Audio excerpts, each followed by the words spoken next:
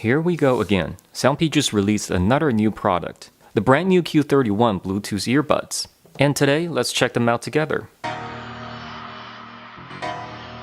As we can see, the package is pretty uniform at this stage. All the Q model has similar packaging with this black color and blue accent. Up front we have the Q31 model number and the battery life, which is up to 8 hours. This is also pretty standard in the Q model lineup these days. It also has built-in magnet design so you can wear them when you're not using it. On the back of the box we can see a few specs. The Q31 circuit boards also has nano coating, which makes them water and sweat resistant.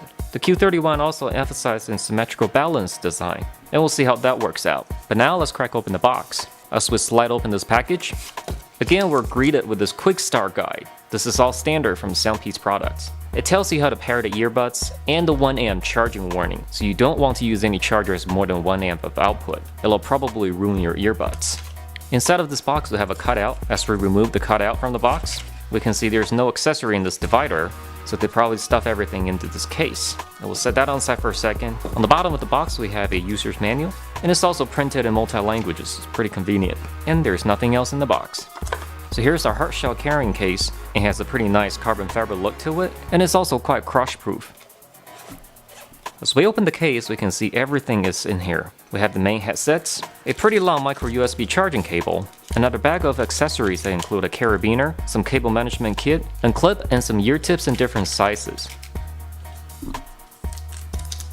And here's the headphone unit. As we can see, the neckband is actually very thick, but really flexible. And this time we have 2 blocks mounted on the cable. The left one has no button on it. Besides the SoundPEATS logo, there's nothing on this chunk. But the rechargeable battery has been moved from the earbuds casing into this block. So now you have a little bit of weight on the left side as well to counterbalance the controller module. And this is why they call it a symmetrical design. On the right side we have the controller module just as usual. You have the multifunction button in the middle, volume up and down, or the sound selection key on the sides. There's also a multicolor LED indicator in the front. And on the side we have the micro USB charging port covered with this rubber door. The microphone hole is mounted on the back of this controller. The earbuds itself is surprisingly very light. There's not much weight to it at all, so I'm a little bit worried about the sound quality. But don't worry, we'll get into the in-depth review just in a second. The two can snap together very easily, and they're surprisingly very easy to grab and handle, thanks to the ergonomic casing design.